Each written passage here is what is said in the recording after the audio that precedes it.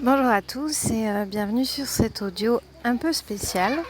Alors un peu spécial parce que je suis au bord de la piscine et on a le bruit des enfants, donc c'est pour les gens qui aiment les univers de vacances. Et un peu spécial parce qu'on est donc le 22 juillet 2022, si je ne m'abuse. Donc ça fait beaucoup de 22.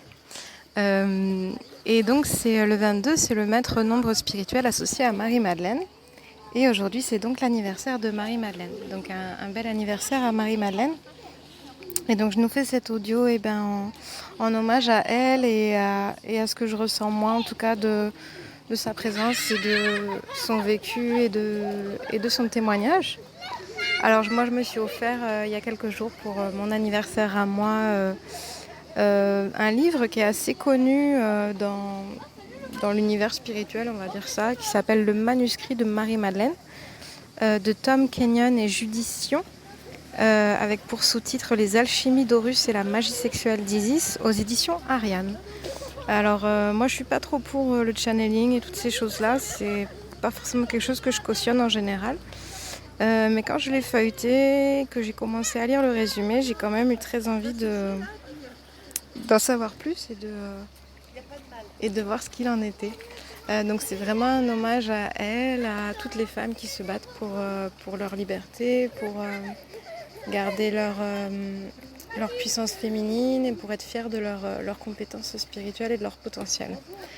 Alors, ce que ce livre m'a apporté et ce que moi j'aimerais vous retransmettre et vous partager aujourd'hui, c'est beaucoup de mots et beaucoup d'explications sur des choses que je ressentais depuis quelque temps, que je vivais depuis quelque temps, mais j'avais pas eu forcément de confirmation extérieure, tellement c'est des choses un peu à la fois anecdotiques, à la fois très intimes, à la fois très fortes, à la fois un peu inhabituelles, un peu marginales, etc.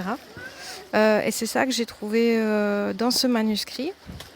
Et donc je vais vous en partager les grandes lignes de ce qui résonne pour moi. Donc le livre est divisé en différentes parties. Euh, Elle parle un petit peu de sa vie de femme, elle parle de sa relation avec Jésus.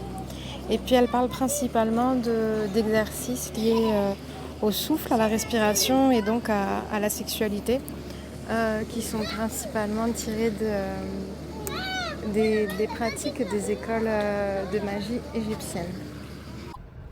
Bon alors, je suis désolée finalement, j'ai eu un petit souci technique, donc on n'aura pas le bruit de la piscine et des enfants finalement, en fond d'audio.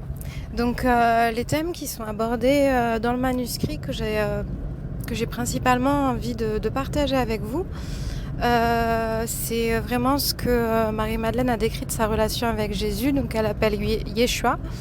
C'est ce qu'elle a décrit également de l'aspect de leur relation sexuelle et de ce que ça commence à se passer au niveau de l'énergétique. Et ensuite, c'est principalement par rapport aux femmes et par rapport à la relation à l'homme.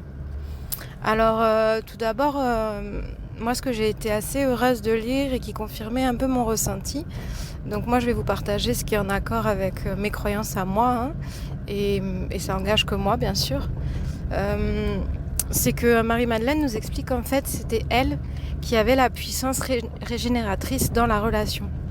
Donc c'est elle qui remettait de l'énergie à Jésus, qui lui permettait de se recharger en énergie via sa matrice.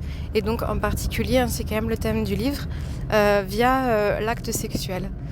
Donc ça, c'est quelque chose, moi, que je pressentais, que c'était finalement la femme, de façon générale, qui avait la capacité d'apporter une forme de ressources et de régénération à l'homme lors de l'acte, et que j'avais trouvé jusque-là écrit dans aucun document. Donc, et aussi le fait que finalement, Marie-Madeleine était bien plus qu'un apôtre, c'était vraiment quelqu'un... c'était vraiment la compagne de Yeshua sur différents aspects, qu'elle aurait été préparée pendant des années, des décennies en Égypte pour vraiment être sa compagne à lui. Et donc, des aspects fondamentaux de leur relation, c'était le fait qu'elle soit en capacité par rapport à l'apprentissage de son corps, de son corps physique, de sa sexualité, mais également des techniques de respiration. Elle était en mesure, du coup, de l'aider à régénérer son habit de lumière. Voilà. Alors, je ne vais pas vous spoiler tout le livre. Principalement, elle explique que c'est vraiment par la qualité électromagnétique de son vagin, concrètement, de sa matrice et de ce qui s'y joue sur le plan quantique électromagnétique. Et donc moi, par exemple, ça c'est quelque chose que j'ai ressenti à différents moments de ma vie, que j'ai pu vivre dans mes relations et que je comprenais pas forcément, ou je trouvais pas forcément les mots, les explications nulle part. Le manuscrit de Marie-Madeleine répond à certains questionnements, en tout cas très particuliers vis-à-vis de ça. Elle explique que du coup, pour que ça fonctionne, pour que ce soit possible entre un homme et une femme, elle explique clairement que ça dépend de la qualité de la relation amoureuse et au sens où la qualité de l'amour qui est porté entre les amants. Donc ça peut paraître complètement stupide de vous dire ça, ça peut être comme si on enfonce des portes, mais en fait, moi je crois qu'on n'enfonce pas du tout de porte en disant ça finalement, que pour que la magie sexuelle fonctionne dans un couple, il faut qu'il y ait de l'amour, réellement. Il faut vraiment que les gens soient amoureux, que les deux partenaires soient en amour l'un de l'autre. Donc ça, elle le détaille pas plus que ça, mais elle insiste quand même dessus. Et donc moi, je vais rajouter un petit laïus, c'est quoi être en amour au jour d'aujourd'hui ? Pour moi, c'est vraiment être dans la confiance vis-à-vis de son partenaire, être dans l'abandon, être dans le lâcher-prise, être dans la sincérité. Et alors ça, par contre, elle en parle à différentes reprises et elle insiste là-dessus. Et l'auteur du manuscrit, en tout cas la femme qui participe au manuscrit, elle insiste également dessus en témoignant sur sa propre histoire. Donc c'est vraiment une base hyper importante de la relation, c'est l'honnêteté. Il peut pas y avoir de magie sexuelle, il peut pas y avoir j'ai envie de dire d'extase, d'explosion, de puissance énergétique entre les partenaires s'il n'y a pas cette sincérité à travers la lumière et à travers les ombres. Et donc pour l'avoir vécu, pour avoir un cheminement, pour avoir eu une vie assez riche et dense, pour avoir rencontré dans ma vie un certain nombre d'hommes à mes côtés, j'ai pu moi-même constater, et donc je l'ai ressenti en lisant le livre, à quel point ça pouvait être vrai par rapport à moi, que c'était cette sincérité et cet amour et cet abandon au sein du couple qui pouvait créer la puissance électromagnétique quantique qui va se jouer lors d'un acte sexuel quel qu'il soit en fait. Et c'est un peu peut-être un peu nouveau, même si on enfonce des portes, c'est peut-être un peu nouveau dans nos sociétés où il y a beaucoup de porno, il y a beaucoup d'objectisation, il y a beaucoup de concepts matériels autour de la sexualité. Il faut faire comme ci, il faut faire comme ça, il faut utiliser telle chose, aller à tel endroit, de telle façon, à telle vitesse, etc. Même dans le Tao, dans beaucoup de choses, on nous dit oui, il faut faire tant de mouvements, etc. Et là, moi, où c'est vraiment pas en accord avec mon vécu, et par contre c'est en accord avec ce livre du coup et ce témoignage, c'est qu'en fait non, c'est vraiment une question d'amour et de lâcher prise et de sincérité et de totale, j'ai envie de dire, synchronisation, mise en phase, connivence entre les deux partenaires, tout simplement. C'est aussi bête que ça. Donc ça, c'est quelque chose de fondamental que j'avais envie de vous partager. Je vais vous lire quelques extraits à ce sujet.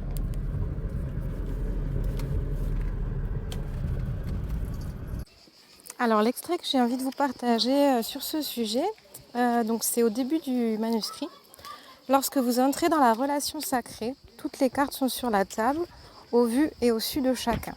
Si quelque chose se produit, on le pose simplement sur la table, car la clarté qui s'installe entre deux personnes conscientes de l'ensemble du jeu est ce qui permet la transformation. Voilà, donc c'est hyper fort. Moi, c'est c'est totalement en accord avec ce que j'ai pu vivre dans ma vie. Donc c'est vraiment ce que j'avais envie de vous partager, en tout cas sur ce thème précis. Alors il y a un autre aspect sur lequel Marie-Madeleine insiste, c'est que l'homme doit être en paix avec sa mère. Si l'homme a une relation à la mère, consciemment ou inconsciemment, qui n'a pas été résolue, sur quelque aspect que ce soit, ce ne sera pas possible d'aller dans cet abandon, ce lâcher prise au sein de la matrice de sa compagne. Donc elle explique que c'est vraiment important que l'homme aille voir où il en est par rapport à la mère, même de ce qui s'est passé par exemple de son vécu intra-utéro. Parce que si par exemple intra-utéro il y a eu un conflit latent ou inconscient vis-à-vis de la femme qui le portait, donc vis-à-vis de sa maman, il peut ensuite avoir une appréhension à se laisser complètement porter dans le vagin de sa compagne et à se laisser du coup illuminer, éclairer et se laisser nourrir en quelque sorte par cette relation sexuelle. Donc c'est hyper important de façon très pragmatique que l'homme soit en paix vis-à-vis de ça, mais également de façon générale en fait que tout un chacun soit en paix avec l'aspect mère du principe féminin. Donc ça c'est un sujet que je développerai dans de nouveaux audios et ce sera sûrement le thème d'un prochain livre à venir. Par rapport à la mère au sens général. La maman, donc chacun, notre génitrice personnelle, hein, celle qui nous a donné la vie, mais également la mère divine, la mère cosmique, donc ce qui correspond vraiment au principe féminin absolu, qu'on peut appeler Marie, qu'on peut appeler Isis, qui a porté différents visages, différentes personnalités au cours du temps. Alors si vous vous intéressez à la mère au sens large, si j'ose dire, je vous invite à vous documenter sur les écrits de Sri Aurobindo au sujet de la mer, mais également un livre que j'ai pu lire récemment également qui s'appelle Le Code Sophia, qui présente différentes femmes, différents archétypes qui sont également très en lien avec la mère divine ou mère cosmique. Donc celle qui serait vraiment la mère de tous et le principe féminin absolu. Alors le manuscrit peut peut-être être un peu difficile pour les gens qui n'ont aucune connaissance occulte, ésotérique ou psychologique. Il y a malgré tout un glossaire à la fin qui explique les mots les plus utilisés, donc que ce soit le tantra, que ce soit les termes techniques liés à la kundalini, liés au canaux sexuel, à la glande pinéale, aux initiations, etc. Mais c'est vrai que malgré tout, ça peut être ça peut sembler un peu technique pour les profanes. Voilà. Donc, je voulais également vous partager quelques titres des chapitres. Alors, par exemple, on a le mythe d'Horus, l'élévation du jade, une expérience avec le Ka. Donc, le Ka, c'est l'âme au sens des Égyptiens. Le pouvoir de la conscience, alors protocole d'entraînement aux alchimies, alchimie interne, le taoïsme, etc. Donc je ne vais pas tout vous spoiler. Il y a quelque chose également qui est très intéressant dans le sens où Marie-Madeleine vraiment se rapproche toujours de la condition féminine au sens général. Et il y a également une citation que je voulais vous partager, c'est « Cette histoire d'une femme, c'est celle de toutes les femmes. Puissiez-vous trouver la voie vers l'esprit avec lequel elle fut écrite ». Donc sous-entendu que toutes les femmes, les hommes également, hein, sont reliés à l'Esprit Saint, qui est de nature féminine, mais vraiment qu'il y a quelque chose de très fort au sein de l'expression féminine par rapport à tout ça. Voilà, donc c'est vraiment les thèmes que j'avais envie d'aborder avec vous par rapport à tout ça. Il y a également à la fin du livre des questions qui auraient été posées à Marie-Madeleine, un peu de toutes sortes, où elle répond aux questions des gens qui auraient écrit aux auteurs. Donc c'est intéressant. Voilà. Et c'est vraiment ce que j'avais envie de vous partager aujourd'hui par rapport à ça. Techniquement, il y a autre chose que je voulais vous dire, c'est par rapport donc à l'aspect vraiment très pragmatique de l'acte sexuel. Elle explique également que certaines femmes peuvent être habitées par des spasmes plus ou moins forts et violents et nerveux. Alors moi, ça peut être mon cas et ça l'est depuis un certain temps. Et donc toutes les personnes que j'avais consultées principalement été incapable de m'apporter des réponses. Et c'est pareil, donc elle en parle dans le livre, elle explique à quoi c'est dû sur le plan quantique et comment gérer ça au mieux sur le plan de l'âme. Voilà, donc c'est vraiment plein de petites choses. Si ça résonne, eh bien, je pense que c'est un livre qui est intéressant, en tout cas à croiser sur son chemin. Et donc on lui souhaite un bon anniversaire et je vous dis à bientôt pour un prochain audio.